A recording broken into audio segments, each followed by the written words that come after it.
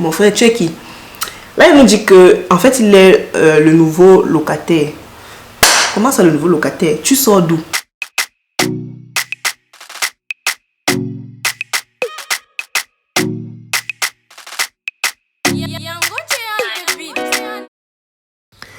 Bonjour à tous, alors là je vous présente le site internet de Garit qui est une agence de marketing digital qui aide les entrepreneurs à booster leur visibilité sur les réseaux sociaux et sur internet en général. Alors n'hésitez pas à le visiter et à nous écrire à contact@gar-it.com. Merci.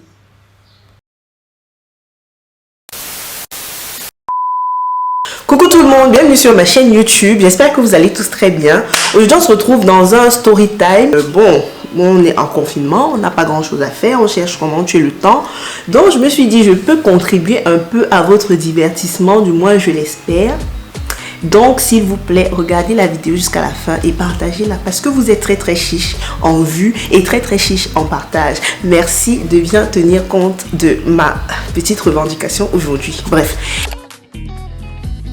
Et donc, cette histoire s'est passée, on va rentrer dans le vif du sujet immédiatement, hein, voilà. Cette histoire s'est déroulée il y a maintenant, 3 ans. Oui, 3 ans, c'était en 2017, quand j'étais en 3e année d'école de commerce. Et en 3e année, le programme c'est quoi? C'est tout simplement, premier semestre, c'est un semestre normal, on va à l'école, on fait les cours normalement et tout.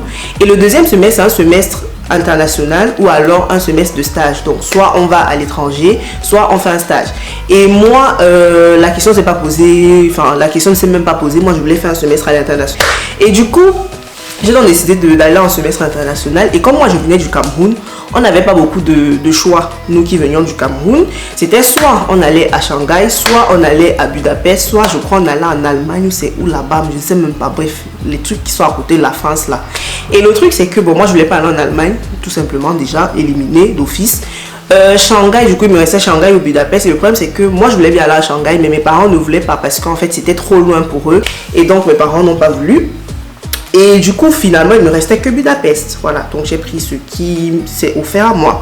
Donc, je suis allée à Budapest. Et en fait, on a pris un appartement à Budapest qui était l'appartement était nickel. Franchement, pour ça, quand même, Budapest a été la période de ma vie où j'ai enjoy mon argent comme jamais.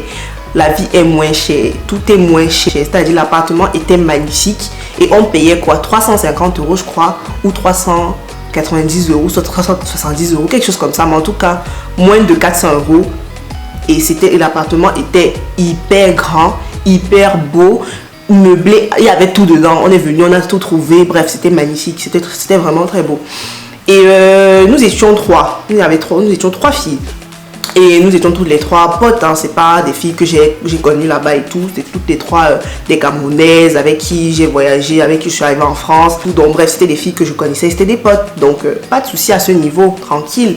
Et elles sont arrivées dans l'appartement avant moi parce qu'elles ont voyagé, elles sont allées à Budapest avant moi. Moi, je traînais encore un peu en France parce que voilà, j'avais pas spécialement, j'étais pas pressée en fait de commencer les cours, tu vois. C'était les vacances entre le premier et le deuxième semestre, je prenais mon temps, je flânais encore ici dans les rues de Paris, tranquille. Et puis quand je leur demandais, bon, qu'est-ce qui se passe là-bas, elles me disaient, ouais, première semaine, c'est présentation de ceci, présentation de cela, du programme, de machin, tout ça. Je disais, bon, vraiment, quand ils vont faire leur présentation là, vous m'appelez. Donc je suis arrivée après elle, genre peut-être une semaine, je crois, après. Les cours avaient déjà commencé et tout.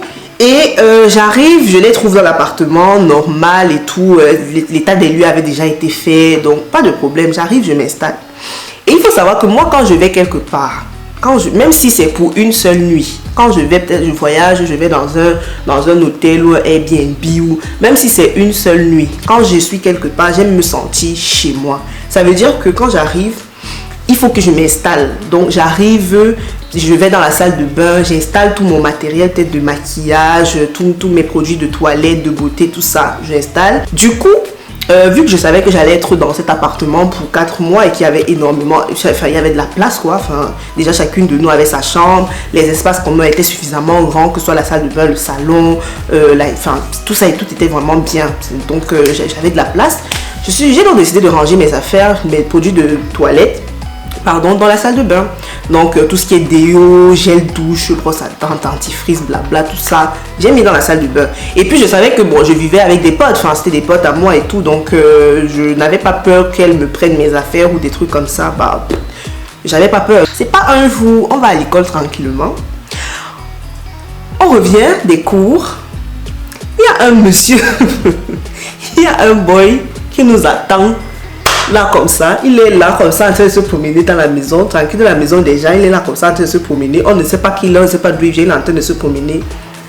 Il est qui, on ne sait pas. J'ai d'abord cru que je m'étais perdu, genre, qui donc c'est quoi, je me suis trompée de maison, c'est quoi ce délire, bref. Je me rends compte que non, ça c'est bien notre appartement, ça fait quand même déjà plusieurs jours, nous sommes là et tout, c'est notre appartement et tout.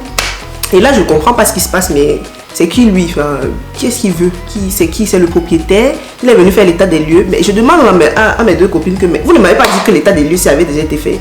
Il fallait me prévenir, peut-être que ma chambre, j'ai même déjà commencé à foutre le bordel là-bas et tout, lui il est entré dans la chambre pour venir fouiller, il y a mes caleçons étalés partout. Il fallait me prévenir, maman, c'est quoi ça? Vous m'avez dit qu'on avait déjà fait l'état des lieux, comment j'arrive, je trouve quelqu'un qui est affalé comme ça chez nous, c'est quoi ça, c'est qui? Et c'est donc là où elles disent qu'elles aussi ne savent pas qui c'est, ne le connaissent pas. Et c'est donc là où on dit bon, laissons un peu tout ce qu'on fait là. Demandons-lui directement qui il est. On lui demande donc, mon frère, tu es qui? Là, il nous dit que, en fait, il est le nouveau locataire. Comment ça, le nouveau locataire? Tu sors d'où?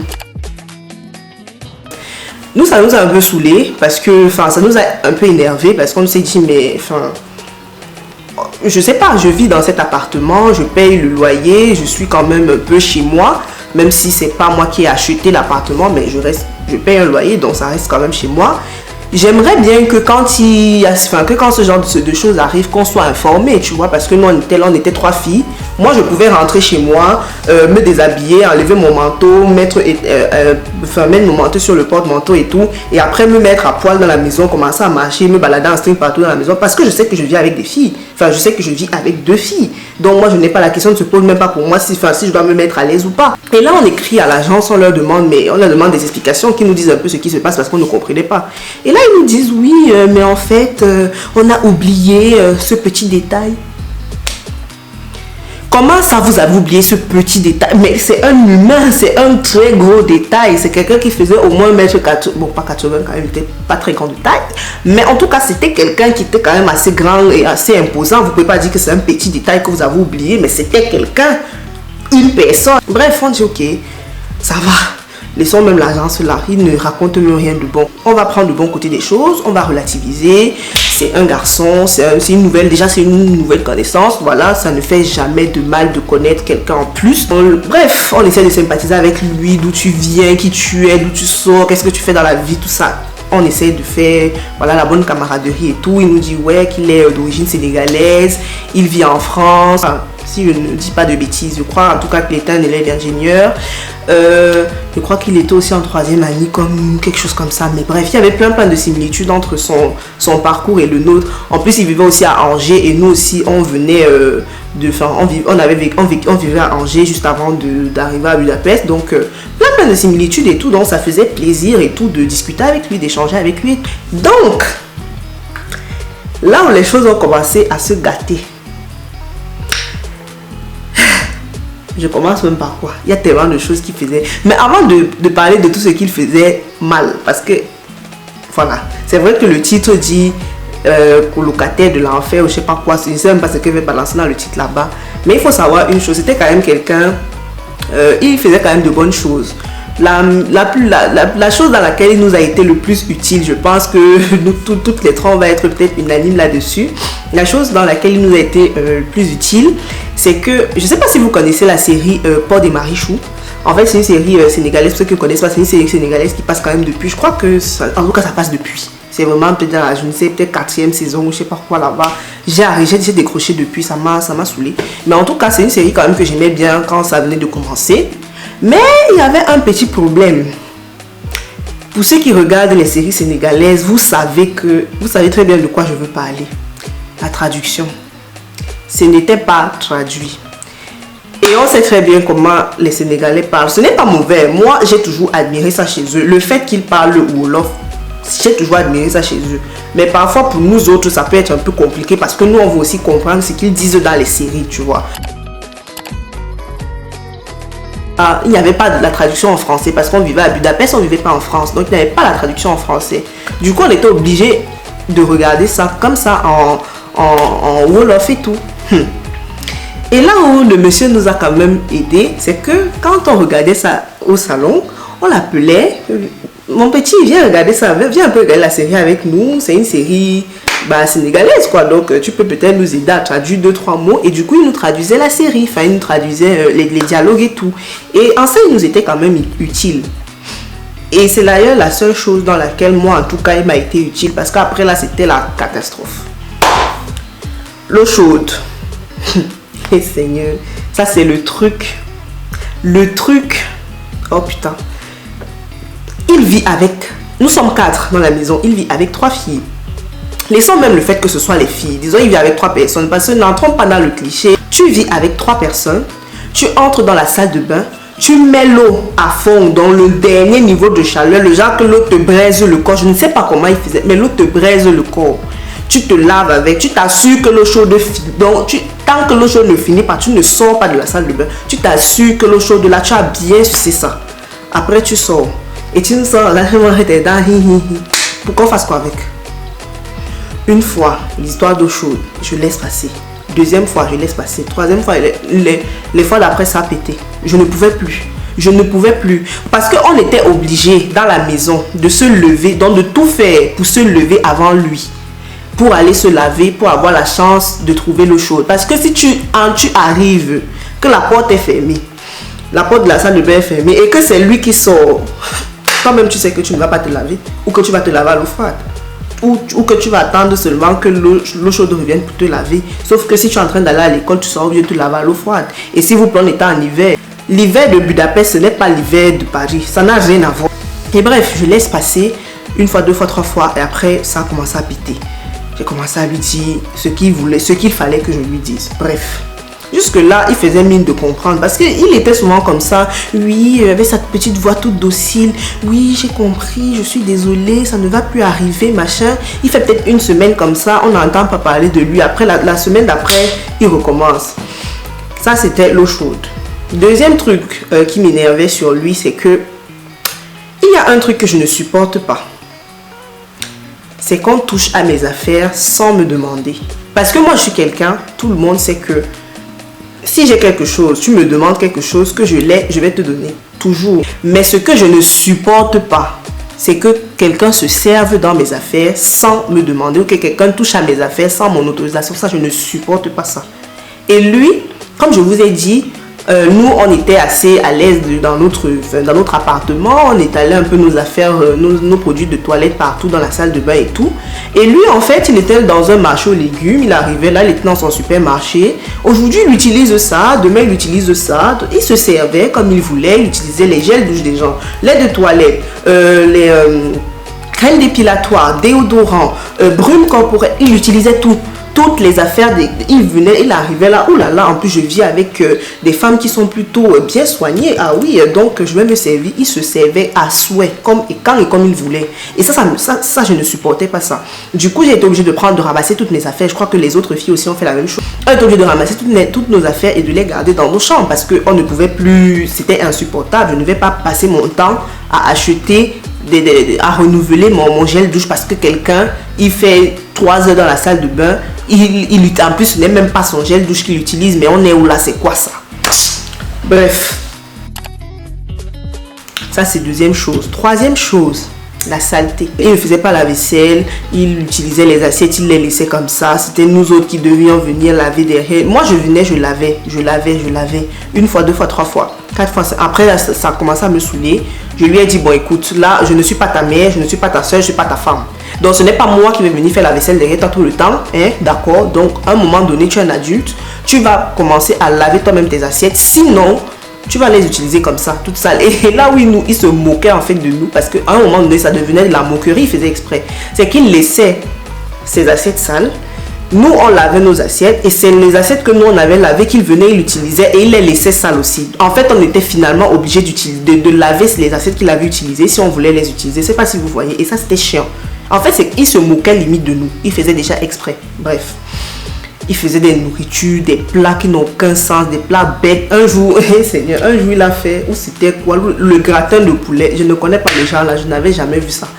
Il a mis, c'était même pas, je ne sais même pas comment appeler ça parce que ce qu'il a fait n'avait aucun sens. Il a pris les pilons de poulet, il a mis dans une assiette ovale en verre. Il a pris les pilons de poulet, il a mis dedans. Il a versé le sel dessus. Il n'a pas ouvert le poulet, il n'a rien fait. Il a seulement versé le poulet, le sel dessus. Il a versé le poivre dessus. Après, il a mis... Non, il a versé le sel dessus, il a versé le poivre dessus.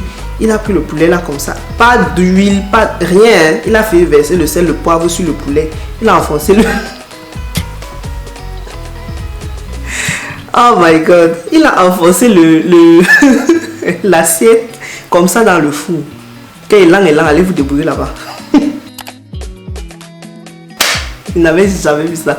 Bref, après, lui-même, il a vu que ce qu'il avait fait là n'avait aucun sens. C'est sorti comme c'est sorti. Il a mangé peut-être un morceau de poulet. Le reste, il a dormi dans le frigo. Peut-être pendant un mois, le poulet là était dans le frigo comme ça. Ça nous regardait, on regardait ça, on riait seulement que le gars s'y me...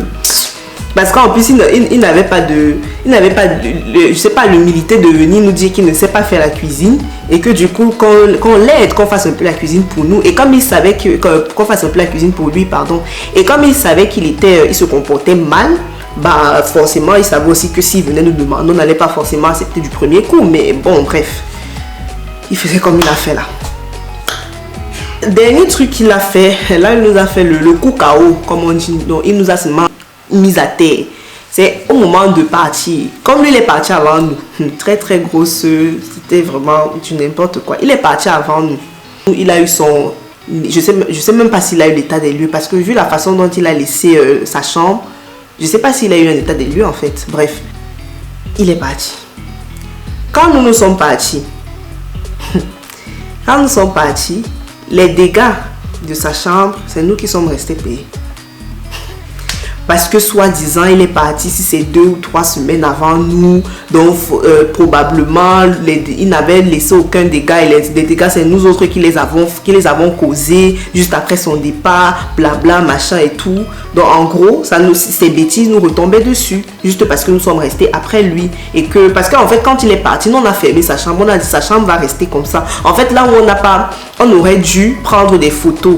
Le jour où il est parti, on prenait des photos de sa chambre. Et quand on quittait l'appartement, on reprenait encore des photos pour leur dire que voilà les photos, on montre la date, que voilà les photos, on les a prises à telle date et tout. Et on n'a rien fait, on n'a rien touché, on a fermé la chambre comme elle était. On a fermé la chambre et on l'a laissé comme ça. Parce que vous aussi, vous auriez dû venir faire l'état des lieux à son départ. Vous n'avez pas à faire l'état des lieux au moment où nous autres on part, alors que il y avait quelqu'un d'autre qui vivait là. Enfin, avec nous, ça n'a pas de sens. Tout ça pour vous dire que je ne sais pas si vous avez des expériences en colocation, du moins de mauvaises expériences en colocation. N'hésitez pas à me dire dans les commentaires si vous en avez eu. Je ne suis pas en train de vouloir vous faire croire que la colocation c'est forcément mauvais, tout ça. Non, pas forcément, parce que si lui n'avait pas été là et que j'étais restée avec mes deux gossus à la maison là-bas, je ne suis pas sûre que ça allait se passer comme ça. Je ne pense pas. Mais bon, c'est juste que en fait, à un moment donné, quand on vit avec des gens, le respect. Tout simplement, le respect. C'est-à-dire, tu peux avoir tes petites habitudes. Voilà, tu as tes petites habitudes. Généralement, quand tu es chez toi, tu fais 3 heures sous la douche. Tu ne calcules pas l'eau chaude parce que de toutes les façons, quand tu finis de te laver, personne d'autre ne vient après toi se laver. Donc, tu ne te rends pas compte que tu finis l'eau chaude. Il n'y a pas de problème. Ou alors, tu fais ta vaisselle, tu laisses tes affaires, tes assiettes sales et tout. Et après, quand tu es de bonne humeur, tu les laves. Ça, c'est ton problème. Ça, c'est quand tu vis seul, tu fais comme tu veux.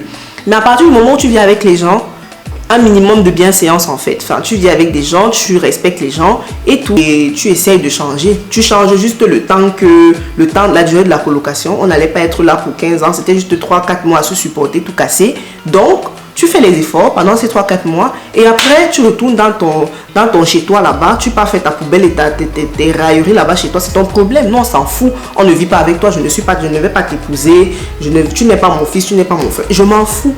Bref, en gros, vraiment, quand on vit avec les gens, vraiment, il faut qu'on apprenne à trouver le bon compromis, tout simplement.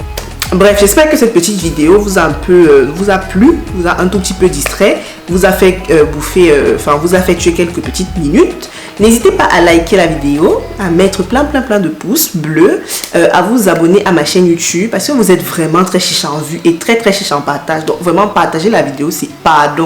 Et suivez-moi aussi sur mes autres réseaux sociaux.